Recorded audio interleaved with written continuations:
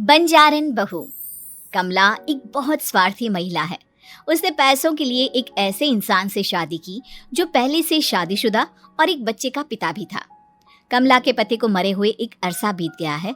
अब वो अपने सौतेले बेटे वैभव के साथ रहती है। वैभव के दिल में अपनी माँ को लेकर इतना डर है कि वो अपनी माँ के सामने एक शब्द नहीं बोल पाता। उसकी माँ जो कहती है उसको सर झुकाकर वही मानना पड़ता है। वैभव, तुमने अभी तक घर का काम क्यों नहीं किया? तुमसे कितनी बार कहा है कि सूरज निकलने से पहले तुम घर की साफ सफाई पूरी कर दिया करो। वैभव कुछ नहीं बोलता, चुपचाप सर झुकाए अपनी माँ की बात सुनता रहता है। तभी पास में खड़ा नौकर सुखराम कहता है, मालकिन, वैभव बाबा को रात से तेज बुखार है, इसलिए वो सुबह जल्दी उठ नहीं पाए। उनके बदले मैं घर की साफ सफाई कर देता हूँ। इसे कोई बुखार नहीं है। मैं इसे अच्छी तरह से जानती हूँ।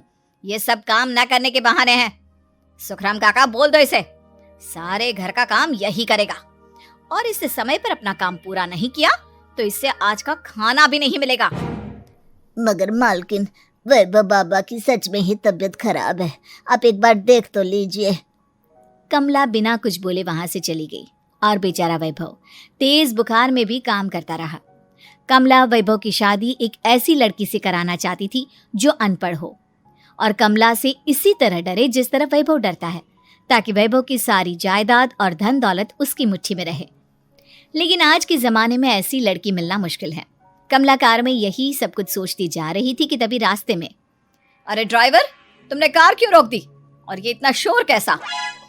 मैडम, आगे कुछ बंजारों का खेल चल रहा है, इसलिए भीड़ लगी है। मैं अभी भीड़ को साइड में करवाकर कार निकालता हूँ। ड्राइवर भीड़ को साइड करके कार निकालने की कोशिश करने लगा कि तभी कमला की नजर रस्सी पर चल रही एक फुलवा नाम की बंजारन पर पड़ी। क्यों ना मैं इस बंजारन की शादी वैभव से करा दूं? ये तो अनपढ़ लग रही है, मेरे पैरों तले दबकर भी रहेगी। मुझे अभी इसके माँ बाप से बात करनी होगी। ये सोचकर कमला ने उन बंजारों से बात की और उन्हें शाम को अपने घर बुलाया। फुलवा के माता पिता वहां उसे लेकर आ गए। उन्होंने इतना आलीशान घर पहले कभी नहीं देखा था। अच्छा हुआ आप लोग आ गए। देखिए, मुझे घुमा फिरा कर बात करने की आदत नहीं है, इसलिए सीधे सीधे मुद्दे पर आती हूँ। मुझे आपकी बेटी बहुत पसंद है। मैं अपने इकलौते बेटे की शादी आपकी बेटी फुलवा से कराना चाहती हूँ। इसके बदले में आप जो चाहो वो ले सकती है। तभी फुलवा की माँ कहती है, ये क्या कह रही है मैम साहब? कहीं आप हमारी गरीबी का मजाक तो नहीं उड़ा रही ना? आप मेरे बेटे से मिल लो। अगर आपको मेरा बेटा पसंद आता है तो मैं कल से ही शादी की तैयारी शुरू कर दूंगी। सुखराम, वैभव को लेकर आओ। फुलवा अपनी माँ के कान में फुसफुसाती है, माँ, कहीं इस मेम साहब का छोरा पागल तो ना है? फुलवा अपनी माँ से बात कर रही होती है कि वैभव वहां आता है। फुलवा उसे देखती ही रह जाती है और उसके माता पिता उसकी शादी तय कर देते हैं। शादी वाले दिन किसी को फुलवा और वैभव की बेमेल विवाह की बात समझ में नहीं आती। फिर भी एक औरत कमला से पूछ ही लेती है, कमला जी, आपने अपने इकलौते बेटे की शादी देहाती गवार से क्यों करा दी? ये बंजारन आपके घर की बहू बनने लायक तो नहीं है। कम से कम अपने स्टेटस का ही ख्याल कर लिया होता। बहू तो अपने टक्कर की लाती, आपने तो बंजारन को ही बहू बना लिया। अब कमला को समझ में नहीं आ रहा था कि इस बात का क्या जवाब दे। वो कुछ देर चुप रही और सोच समझ कर कहती है, बहन जी, आपको तो पता है आजकल के बच्चे किसी की बात कहाँ सुनते हैं। मैं तो अपनी बहू एक पढ़ी लिखी और अपनी सोसाइटी की ही ढूंढ रही थी। लेकिन मेरे बेटे ने मेरे सामने इस बंजारन को लाकर खड़ा कर दिया। बोला कि मैं शादी करूंगा तो इसी से। अब भला मैं क्या करती, मुझे अपने बेटे के सामने झुकना ही पड़ा। कमला की ये बातें सुखराम भी सुन रहा था। उसने ये सारी बातें वैभव को जाकर बता दी। काका, मैं तो फुलवा को जानता भी नहीं, फिर माँ मेरे बारे में झूठ क्यों कह रही है? अरे बेटा, तुम कितने भोले हो, तुम्हें कुछ भी नहीं पता। तुम्हारे पिता अपनी सारी संपत्ति तुम्हारे नाम करके गए हैं। तुम्हारी माँ नहीं चाहती कि ये संपत्ति तुम्हें मिले, इसलिए उन्होंने तुम्हारी अनपढ़ लड़की से शादी करवाई ताकि तुम्हारी तरह वो भी अपने हक के लिए आवाज ना उठा सके। सुखराम काका, मैं क्या करूँ, आप ही बताओ।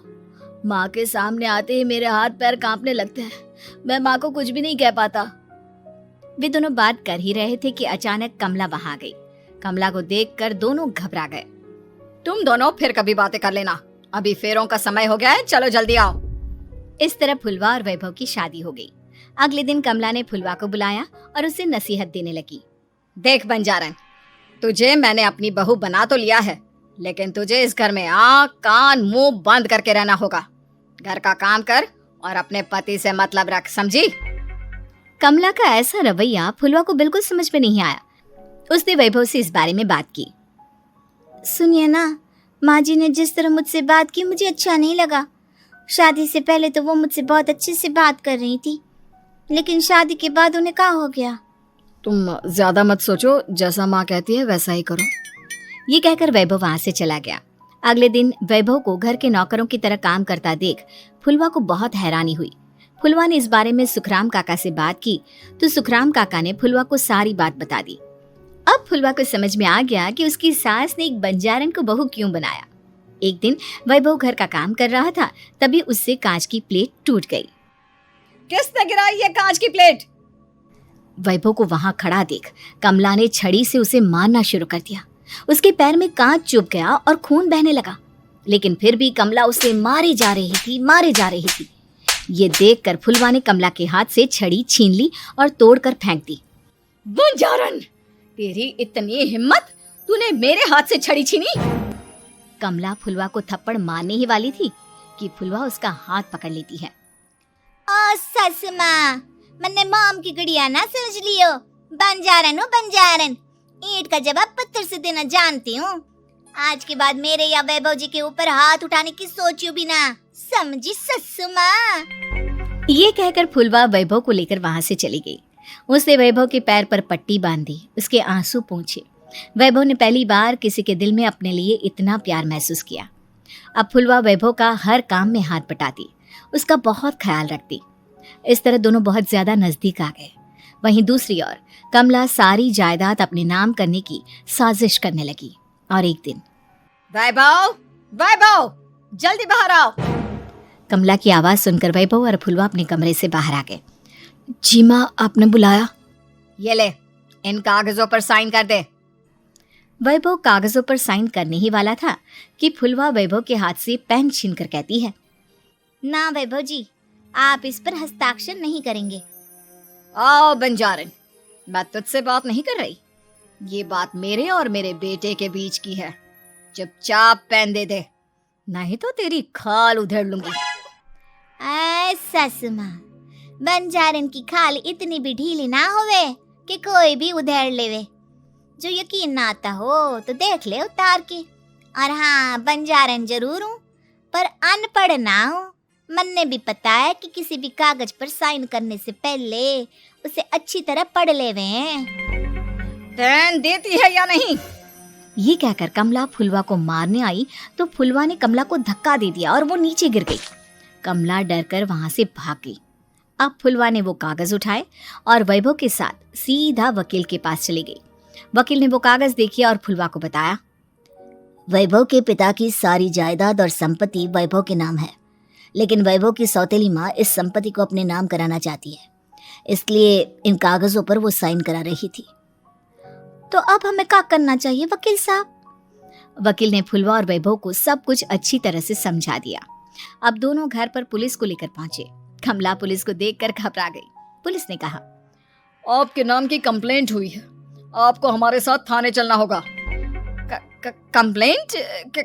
कैसे कंप्लेंट? आप अपने सौतेले बेटे पर बहुत अत्याचार करती हो, धोखे से सारी जायदाद अपने नाम करा रही थी। अब नहीं इंस्पेक्टर साहब, जरूर ये मेरी बहू की कोई साजिश है, इसने गलत कंप्लेंट की है। मैडम, शिकायत आपकी बहू ने नहीं बल्कि आपके बेटे वैभव ने की है। कमला वैभव का नाम सुनकर दंग रह गई। जिस बेटे ने कभी उसके सामने सर नहीं उठाया था, आज वही बेटा उसके सामने पुलिस को ले आया है। वैभव, तुम्हारी इतनी हिम्मत कि तुम पुलिस को ले आए? हाँ माँ, मैं लाया हूँ पुलिस को, और मेरे अंदर इतनी हिम्मत कभी ना आती अगर फुलवा मेरा साथ ना देती। आपने बंजारन बहू को लाकर अपने ही पैर पर कुल्हाड़ी मारी है माँ। मैडम, अब की बात खत्म हो गई हो तो चलो हमारे साथ। वैभव, मुझे माफ कर दो, मुझे थाने मत भेजो। आज के बाद मैं तुम्हें कभी नहीं मारूंगी। तुम्हें कभी परेशान नहीं करूंगी, मुझे माफ कर दो। वैभव अपनी कंप्लेंट वापस ले लेता है और पुलिस वहां से चली जाती है। वैभव अपनी सौतेली माँ से कहता है, मैंने पुलिस को वापस तो भेज दिया है, लेकिन मैं आपको माफ नहीं कर सकता। आपने बचपन से आज तक कभी मेरे सर पर हाथ नहीं रखा, हमेशा मुझे मारती रही, नौकरों की तरह बर्ताव करती रही। आप इस घर में नहीं रह सकती, चली जाइए यहाँ से। कमला घर छोड़कर चली गई और सड़क किनारे खड़ी होकर सोचने लगी, काश मैंने वैभव को माँ की तरह प्यार किया होता तो आज मैं इस तरह से बेसहारा ना हो जाती।